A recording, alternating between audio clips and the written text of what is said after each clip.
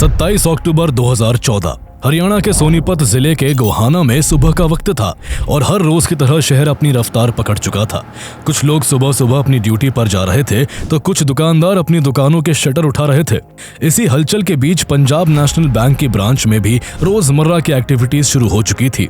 जैसे ही सुबह बैंक का दरवाजा खुलता है, एक एक करके बैंक एम्प्लॉयज दाखिल होने लगते हैं। सैटरडे के हाफ डे और संडे की छुट्टी के बाद बैंक पूरे 1.5 दिन के बाद खुला था, इसलिए काम का प्रेशर भी ज्यादा रहने वाला था। बैंक एम्प्लॉयज अपनी अपनी चेयर्स पर बैठकर कंप्यूटर ऑन कर रहे थे। टेबल्स पर फाइल्स का ढेर सज चुका था, लेकिन किसी को इस बात का रत्ती भर भी अंदाजा नहीं था कि आज का दिन उनके लिए बिल्कुल भी आम दिनों की तरह नहीं होने वाला है, बल्कि अगले कुछ मिनटों में उनके पैरों तले जमीन खिसकने वाली थी।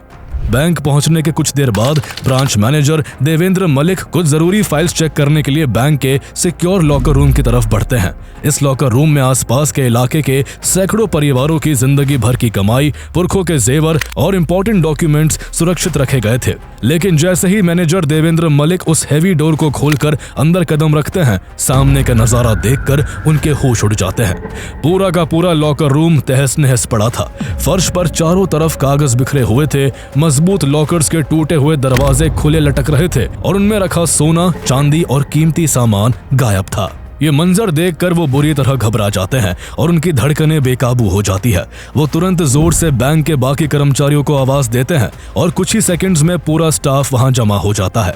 अंदर के सीन से ये साफ था कि बैंक के अंदर चोरी हुई है, लेकिन सबके दिमाग में ये सवाल कौंध रहा था कि आखिर चोर अंदर आए कैसे। बैंक का मेन गेट बिल्कुल सही सलामत था, ना कोई दीवार टूटी थी, ना छत में कोई सुराख था और ना ही किसी खिड़की को नुकसान पहुंचा था।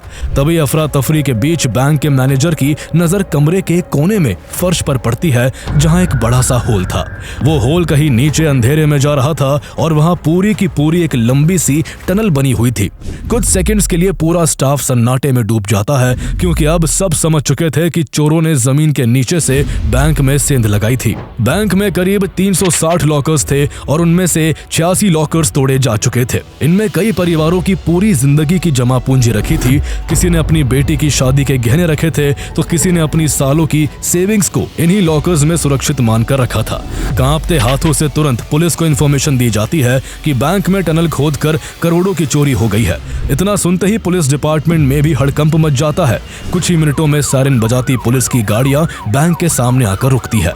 इसी के साथ पूरे इलाके में भी ये खबर आग की तरह फैल चुकी थी और लोगों का हुजूम बैंक की तरफ दौड़ने लगा था। जिन लोगों के लॉकर्स वहां थे वो रोते चिल्लाते हुए अंदर घुसने की कोशिश कर रहे थे। पुलिस तुरंत मोर्चा संभालते हुए बैंक के अंदर मौजूद भीड़ को बाहर निकालती है ताकि एविडेंस के साथ कोई छेड़छाड़ ना हो। जब पुलिस ऑफिसर्स उस लॉकर रूम में पहुंचकर उस टनल के मुंह को देखते हैं तो वो भी हैरान रह जाते हैं। पहली नजर में ही साफ समझ आ रहा था कि ये काम किसी आम चोर का नहीं हो सकता, बल्कि इसके पीछे जरूर किसी प्रोफेशनल गैंग का हाथ होगा। अब पुलिस के सामने सबसे बड़ी चुनौती ये पता लगाने की थी कि ये टनल कितनी लंबी है, इसका दूसरा सिरा कहां खुलता है और आखिर वो रॉबर्स कौन थे जिन्होंने कानून की नाक के नीचे इतनी बड़ी वारदात को अंजाम दिया। पुलिस बिना वक्त गवाए इस मिस्ट्री की तह तक जाने का फैसला करती है और एक पुलिस वाले को टॉर्च के साथ उस अंधेरी सुरंग में उतारा जाता है। ये सुरंग करीब 2.5 फीट चौड़ी और करीब 4 फीट ऊंची थी और इसे इतनी सफाई से खोदा गया था कि जमीन के नीचे मौजूद कोई भी टेलीफोन केबल, बिजली की लाइन या पानी की पाइपलाइन डैमेज नहीं हुई थी। काफी देर तक घुटनों के बल रेंगते हुए आगे बढ़ने के बाद जब वो पुलिस वाला दूसरी तरफ निकलता है तो सामने का नजारा देखकर वो सन्न रह जाता है। टनल का दूसरा सिरा एक पुराने लावारिस घर के एक बंद कमरे में जाकर खुल रहा था और उस पूरी टनल की कुल लंबाई करीब 125 फीट थी। ये किसी फिल्मी हाई स्टोरी से कम नहीं था, जहां चोरों ने जमीन के नीचे महीनों तक काम करके बैंक तक पहुंचने का ऐसा सीक्रेट रास्ता बनाया जिसके आसपास किसी को भनक तक नहीं लगी। जिस प्रिसीजन, पेशेंस और डेयरिंग के साथ इस रॉबरी को अंजाम दिया गया था, उसने पुलिस तक को हैरान कर दिया। ये कोई 2-4 करोड़ की मामूली चोरी नहीं थी, बल्कि इस 125 फीट लंबी सुरंग के जरिए करीब 100 करोड़ रुपए की ज्वेलरी और कीमती सामान को बैंक से साफ कर दिया गया था। वो सुबह गोहाना के लिए एक ऐसे सेंसेशनल केस की शुरुआत थी जो आने वाले कई दिनों तक पूरे देश की हेडलाइंस में छाया रहने वाला था और जिसने इस वारदात को इंडिया की सबसे खतरनाक और डेयरिंग बैंक रॉबरीज में शामिल कर दिया। वो पुराना लावारिस सा घर जहां टनल का दूसरा सिरा खुला था, वो उस बैंक से कुछ दूरी पर सड़क की दूसरी साइड था। उस घर के बाहर ताला लटका हुआ था और उसकी सभी खिड़की खिड़कियों को प्लाई बोर्ड से इस तरह बंद किया गया था कि बाहर से रोशनी का एक कतरा भी भीतर ना आ सके और कोई अंदर झांक कर ना देख सके। बाहर से देखने पर वो घर बिल्कुल वीरान लगता था, जैसे सालों से वहां कोई आया ही ना हो। लेकिन घर के अंदर का नजारा बैंक के लॉकर रूम से भी ज्यादा चौंकाने वाला था। घर के एक कमरे का फर्श खोदकर टनल की शुरुआत की गई थी। कई प्लास्टिक बैग्स में वो मिट्टी भरी हुई थी जो सुरंग खोदने के दौरान निकली थी। पुलिस को वहां से एक रेजर भी मिला, जिससे अंदाजा लगाया जा सकता था कि रॉबर्स यहाँ कई हफ्तों तक ठहरे थे और उन्होंने बड़े इत्मीनान से इस काम को अंजाम दिया था। चूंकि जमीन के नीचे से गुजरने वाली टेलीफोन लाइंस और वाटर पाइपलाइंस बिल्कुल सिक्योर थी, इसलिए यह भी साफ था कि रॉबर्स को जमीन के नीचे के पूरे स्ट्रक्चर और बैंक के लेआउट की बेहद सटीक जानकारी थी। जब पुलिस आसपास के पड़ोसियों और दुकानदारों से पूछताछ करती है तो पता चलता है कि ये घर महिपाल नाम के एक व्यक्ति का है और काफी समय से खाली पड़ा है। पड़ोसी भी हैरान थे कि आखिर उनकी नाक के नीचे एक पूरी 125 फीट लंबी टनल कैसे खोद ली गई, क्योंकि उन्हें कभी खुदाई की ऐसी कोई आवाज तक नहीं सुनाई दी थी। उधर मीडिया में भी अब तक ये खबर आग की तरह फैल चुकी थी और हर न्यूज चैनल पर सिर्फ इसी रॉबरी की चर्चा हो रही थी। हर कोई ये जानने को बेताब था कि आखिर इतनी बड़ी वारदात को किसने अंजाम दिया होगा। ऐसे में पुलिस के ऊपर भारी प्रेशर था। मामले की गंभीरता को देखते हुए इन्वेस्टिगेशन के लिए एक SIT फॉर्म की जाती है, जिसे गुड़गांव पुलिस के joint commissioner Vivek Sharma lead कर रहे थे। लेकिन एक तरफ जहां पुलिस सुरंग और सबूतों के बीच क्लूज तलाश रही थी, तो वहीं बैंक के बाहर सड़क पर एक अलग ही मंजर था। वहां उन लोगों की भीड़ जमा थी जिनकी पूरी दुनिया उन लॉकरों के भीतर बंद थी और जो लुट चुके थे। किसी की आंखों के आंसू सूख चुके थे तो कोई पथराई आंखों से बैंक की इमारत को निहार रहा था, जैसे अभी कोई चमत्कार होगा और उसका सामान वापस मिल जाएगा। गुस्से और बेबसी में लोग बस एक ही बात दोहरा रहे थे, हमें हमारा सामान वापस चाहिए। लोग गुस्से में बैंक के बाहर धरने पर बैठ गए थे और मेन रोड पूरी तरह जाम हो चुका था। उनके इस तरह परेशान होने की सबसे बड़ी वजह वो कानून था जिसके तहत बैंक लॉकर्स में रखे सामान की बैंक की कोई गारंटी नहीं होती। दरअसल जब कोई व्यक्ति अपना सोना, चांदी या कीमती सामान बैंक के लॉकर में रखता है तो बैंक के पास उसका कोई ऑफिशियल रिकॉर्ड नहीं होता कि अंदर क्या रखा गया है। ना उन चीजों की इंश्योरेंस होती है और ना ही कस्टमर के पास उसकी प्रॉपर रिसीट्स होती है। ऐसे में चोरी होने के बाद ये सिचुएशन और भी कॉम्प्लिकेटेड हो जाती है, क्योंकि अब उन लोगों के लिए ये साबित करना बेहद मुश्किल था कि उनके लॉकर में क्या था और वो चीज कितनी कीमत की थी। यही वजह थी कि बैंक ने भी जिम्मेदारी से पल्ला झाड़ लिया, क्योंकि टेक्निकली बैंक को ये पता ही नहीं था कि किस लॉकर में क्या रखा था। यही वजह थी कि अब लोगों का गुस्सा केवल चोरों तक सीमित नहीं था, बल्कि वो लोग खुलकर बैंक ऑफिशियल्स पर ही सवाल उठाने लगे थे। उनका साफ आरोप था कि बिना किसी इनसाइडर हेल्प के इतनी सटीक रॉबरी हो ही नहीं सकती। उनके मन में एक बहुत बड़ा संदेह घर कर गया था कि आखिर 125 फीट लंबी सुरंग का मुंह ठीक उसी जगह कैसे खुला जहां लॉकर रूम था। लोगों के शक को और भी मजबूती तब मिली जब यह बात सामने आई कि लुटेरों ने बड़ी ही चालाकी से सिर्फ उन्हीं लॉकरों को निशाना बनाया था जिनमें भारी मात्रा में ज्वेलरी रखी हुई थी। इसके अलावा पीड़ित लोगों ने बैंक पर गंभीर लापरवाही के आरोप भी लगाने शुरू कर दिए। नियमों के मुताबिक ऐसे लॉकर रूम्स के फ्लोर में कंक्रीट के साथ स्टील प्लेट्स का इस्तेमाल होता है ताकि कोई नीचे से सेंध ना लगा सके, लेकिन यहाँ ऐसा कोई इंतजाम नहीं था। यही वजह थी कि रॉबर्स उस कमजोर सी कंक्रीट को तोड़कर अंदर पहुंच गए थे। इसके अलावा बैंक के लॉकर रूम में कोई CCTV कैमरा तक नहीं लगा था और इस्तेमाल हो रही लॉकर्स की अलमारियां दशकों पुरानी थी। गोहाना में अब सिचुएशन इतनी टेंस हो चुकी थी कि पुलिस को 2 अलग अलग FIR दर्ज करनी पड़ती है। पहली FIR उन अननोन रॉबर्स के खिलाफ थी जिन्होंने डकैती को अंजाम दिया था, जबकि दूसरी FIR सीधे बैंक अधिकारियों के खिलाफ उनकी लापरवाही के लिए दर्ज की गई थी। इसके बाद हरियाणा पुलिस अलग अलग 7 टीम्स बनाती है जिन्हें न सिर्फ बैंक के पास के इलाकों में बल्कि आसपास के करीब 20 गांवों में भी चोरों की छानबीन के लिए भेज दिया जाता है। लेकिन सबसे बड़ी मुश्किल ये थी कि पुलिस के पास ना तो किसी आरोपी का चेहरा था, ना नाम और ना ही कोई क्लियर क्लू।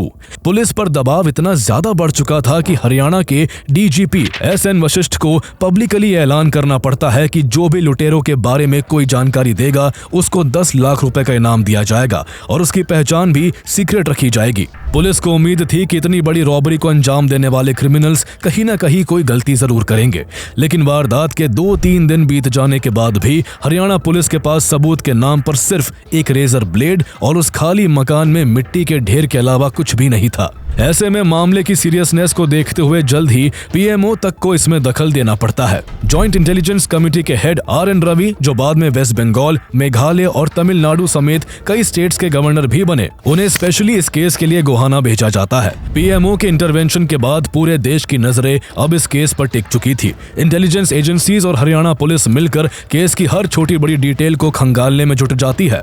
इसी दौरान पुलिस उस पुराने लावारिस मकान के मालिक महिपाल को पूछताछ के लिए बुलाती है। महिपाल हरियाणा पुलिस के एसपी अरुण सिंह नेहरा को पूछताछ में बताता है कि उस पुराने घर में उसने लंबे समय से कदम तक नहीं रखा है और उसे इस बारे में कुछ नहीं पता कि वहां अंदर क्या चल रहा था। लेकिन पुलिस को महिपाल की बातों में कुछ गड़बड़ लग रही थी, क्योंकि अभी चोरी से ठीक 4 दिन पहले यानी 23 अक्टूबर को दीपावली का त्योहार बीता था और जिस घर में महिपाल रहता था वो उस लावारिस मकान से महज कुछ ही मीटर की दूरी पर था। हिंदू परंपरा के अनुसार दिवाली पर लोग अपने हर छोटे बड़े घर के कोनों को रोशन करते हैं। ऐसे में एसपी नेहरा को ये बात बिल्कुल भी हजम नहीं हो रही थी कि कोई पड़ोस में रहकर भी अपने दूसरे मकान की सुध तक ना ले। लेकिन पुलिस के पास उसके खिलाफ कोई ठोस सबूत नहीं था, इसलिए वो सीधे एक्शन नहीं ले सकते थे। ऐसे में पुलिस महिपाल को प्राइम सस्पेक्ट मानकर उस पर कड़ी निगरानी रखनी शुरू कर देती है। वो किससे मिल रहा है, कब कहां जा रहा है और फोन पर किससे और कितनी देर तक बात कर रहा है, पुलिस उसकी हर एक्टिविटी मॉनिटर करने लगती है। इसी सर्विलेंस के दौरान पुलिस नोटिस करती है कि महिपाल लगातार राजेश नाम के एक शख्स से लंबी बातचीत करता रहता है। लेकिन पुलिस अब भी किसी बड़े सुराग का इंतजार कर रही थी। और फिर वारदात के ठीक 3 दिन बाद यानी 29 अक्टूबर की रात पुलिस के पास एक ऐसी कॉल आती है जो इस पूरे केस की दिशा बदल कर रख देने वाली थी। कॉल करने वाला सोनीपत के कटवाल गांव का रहने वाला था, जो गोहाना बैंक से महज 5 किलोमीटर दूर था। वो पुलिस को बताता है कि उसके कटवाल गांव का एक आदमी जो आमतौर पर बेरोजगार और आवारा घूमता था, वो शराब के नशे में धुत होकर अपने दोस्तों के सामने बड़ी बड़ी ढींगे हाँक रहा था। नशे की हालत में उसने ये तक कह दिया था कि जिस गोहाना बैंक रॉबरी के पीछे पुलिस लगी हुई है उसे हमने ही किया है और पुलिस चाहे जितना दम लगा ले हमें कभी नहीं पकड़ पाएगी। इतना ही नहीं, मुखबिर ये भी बताता है कि गांव का एक और लड़का इस रॉबरी में शामिल था। ऐसा पॉसिबल था कि ये सिर्फ शराब के नशे में की गई हवाई बात हो, लेकिन केस ऐसे मोड़ पर पहुंच चुका था जहां पुलिस किसी भी छोटी लीड को नजरअंदाज करने का रिस्क नहीं ले सकती थी। इसलिए बिना एक पल गवाए पुलिस की एक टीम उसी रात कटवाल गाँव के लिए रवाना कर दी जाती है। पुलिस कटवाल गाँव में दबिश देकर तुरंत उन 2 लड़कों को उठाती है जिनका नाम मुखबिर ने लिया था। उनमें से एक का नाम सुरेंद्र उर्फ काला और दूसरे का नाम बलराज था। शुरू में वो दोनों पुलिस को गुमराह करने की कोशिश करते हैं, लेकिन जब पुलिस सख्ती से पूछताछ करती है तो उनकी हिम्मत टूट जाती है। वो न केवल अपना जुर्म कबूल करते हैं बल्कि इस पूरी साजिश की ऐसी परतें खोलते हैं कि पुलिस अधिकारी भी दंग रह जाते हैं। वो बताते हैं कि इस बैंक रॉबरी का मास्टरमाइंड कोई और नहीं बल्कि उस पुराने लावारिस मकान का मालिक महिपाल है।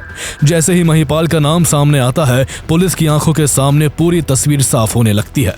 इसके बाद पुलिस जब उन दोनों पर और सख्ती दिखाती है तो उनकी निशानदेही पर पुलिस करीब 38.91 किलो ज्वेलरी और 60,000 रुपीस कैश बरामद करने में कामयाब हो जाती है।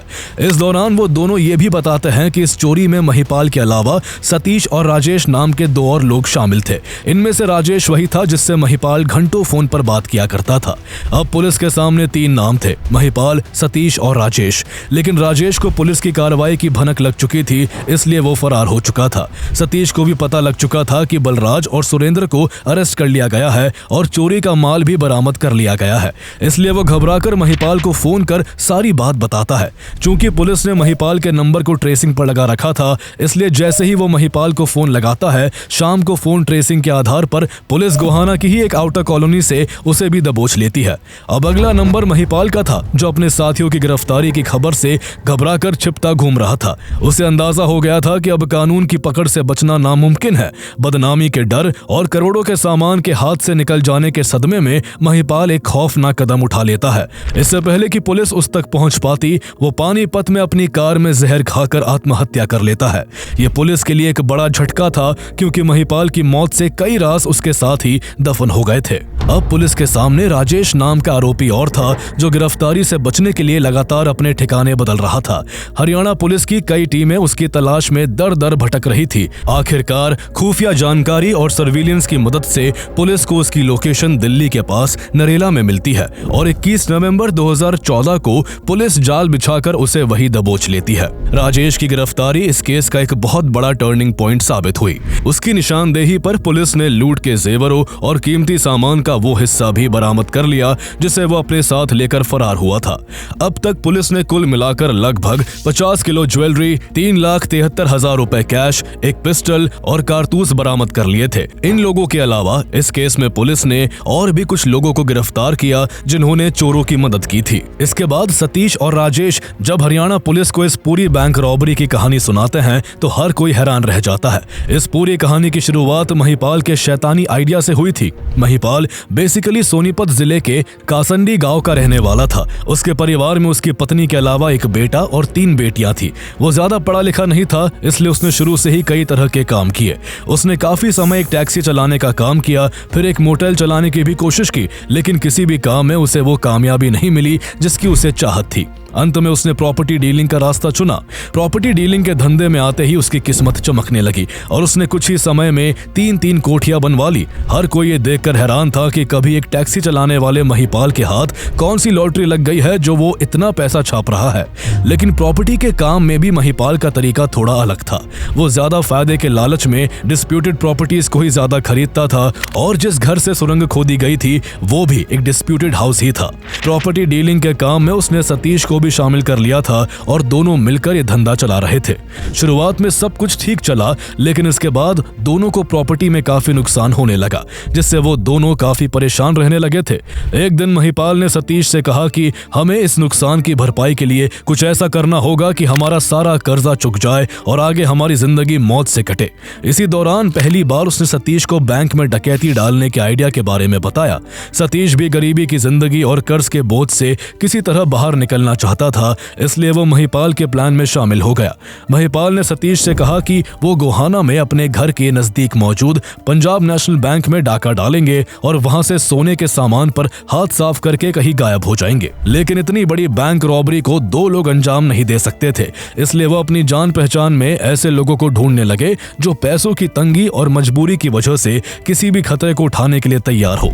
सतीश ने सबसे पहले अपने गांव के दोस्त बलराज को इस टीम में शामिल किया, जिसने सुरंग खोदने जैसे सबसे मुश्किल और मेहनत वाले काम में उनका साथ दिया। इसके बाद 25 साल का सुरेंद्र इस गैंग में शामिल हुआ, जो इस रॉबरी का टेक्निकल माइंड साबित हुआ। कारपेंटर फैमिली से आने वाले सुरेंद्र ने टनल के अंदर लकड़ी के तख्तों का ऐसा सपोर्ट स्ट्रक्चर तैयार किया कि 125 फीट लंबी सुरंग खुदाई के बावजूद कहीं से धसी नहीं। इसके बाद इस प्लान में राजेश की एंट्री हुई, जो पहले भी क्रिमिनल एक्टिविटीज में शामिल रह चुका था और पैसों की तंगी से जूझ रहा था। उसने भी टनल डिगिंग में दिन रात मजदूरों की तरह काम किया।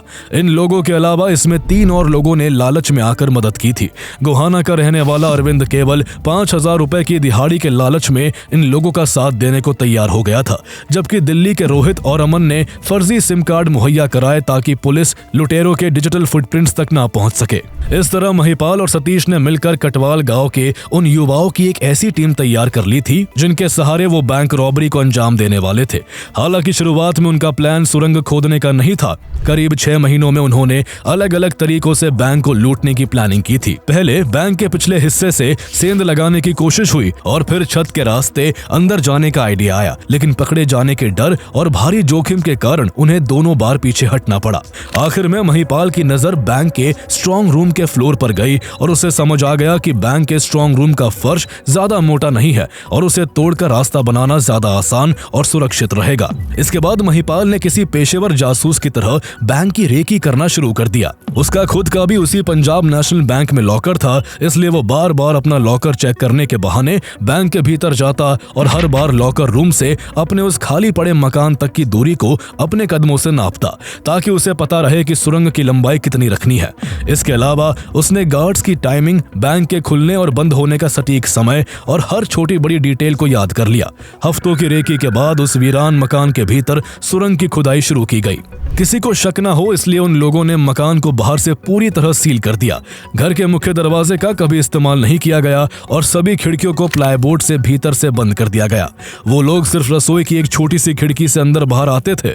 सबसे दिलचस्प बात यह थी कि ये लोग रात के सन्नाटे में नहीं बल्कि दिन के समय खुदाई करते थे ताकि सड़क के शोर शराबे और ट्रैफिक की आवाज में खुदाई का शोर दब जाए। ये लोग इतने शातिर थे, उन्होंने इस बात का खास ध्यान रखा था कि जमीन के नीचे मौजूद कोई टेलीफोन केबल, बिजली की लाइन या पानी की पाइपलाइन डैमेज ना हो। उन्हें पता था कि अगर एक भी तार कटा तो सरकारी कर्मचारी मरम्मत के लिए आएंगे और उनका पूरा खेल खत्म हो जाएगा। करीब 40 दिनों की लगातार मेहनत के बाद आखिर वो 125 फीट लंबी टनल सीधे पंजाब नेशनल बैंक के स्ट्रांग रूम के नीचे पहुंच चुकी थी। महिपाल ने रॉबरी के लिए 25 अक्टूबर की रात चुनी क्योंकि उस शनिवार बैंक में हाफ डे था और अगले दिन संडे की छुट्टी थी, यानी उनके पास सोमवार सुबह 9:30 बजे बैंक खुलने से पहले 1.5 दिन से ज्यादा का समय था। रात होते ही सतीश, राजेश और बलराज उस वीरान घर से टनल के अंदर घुसते हैं और टॉर्च की हल्की रोशनी में रेंगते हुए बैंक के स्ट्रांग रूम के फर्श के नीचे तक पहुंच जाते हैं।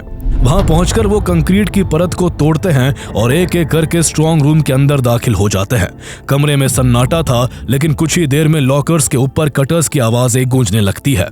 बाहर किसी को कानो कान खबर तक नहीं लगती और वो एक एक करके 360 में से 86 लॉकर्स तोड़कर उनमें रखे सोने चांदी की ज्वेलरी और कैश को अपने बैग्स में भरते हैं और करोड़ों का माल लेकर उसी टनल के रास्ते फरार हो जाते हैं। इस तरह इंडिया की सबसे डेयरिंग बैंक रॉबरीज में से एक को अंजाम दिया गया, लेकिन करीब 100 करोड़ की इस शातिर रॉबरी का खेल आखिरकार शराब के नशे में किए गए बड़बोलेपन की वजह से ताश के पत्तों की तरह बिखर गया।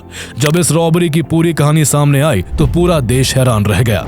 हर तरफ इन अपराधियों को कड़ी सजा देने की मांग की जा रही थी, लेकिन हैरानी की बात यह है कि यह मामला कोर्ट में इतना लंबा खिंचा कि आज तक पब्लिक डोमेन में साफ तौर पर यह जानकारी नहीं है कि किस आरोपी को आखिर कितनी सजा हुई। इसके अलावा पुलिस ने चोरों से करीब 50 किलो ज्वेलरी और 3,73,000 कैश बरामद तो कर लिया था, लेकिन अब मुश्किल ये थी कि जिन लोगों का सामान चोरी हुआ था अब उन्हें ही कोर्ट में यह साबित करना पड़ रहा था कि बरामद हुई ज्वेलरी उन्हीं की है। पीड़ितों को अपने गहनों और कीमती सामान के प्रूफ देने पड़े, जिसके बाद कोर्ट के आदेश पर धीरे धीरे उन्हें उनका सामान लौटाया गया। लेकिन कई लोगों का सोना पहले ही पिघलाकर कैश में बदला जा चुका था, इसलिए बहुत से पीड़ित ऐसे भी रहे जिन्हें अपनी जिंदगी भर की जमा पूंजी कभी वापस नहीं मिल सकी।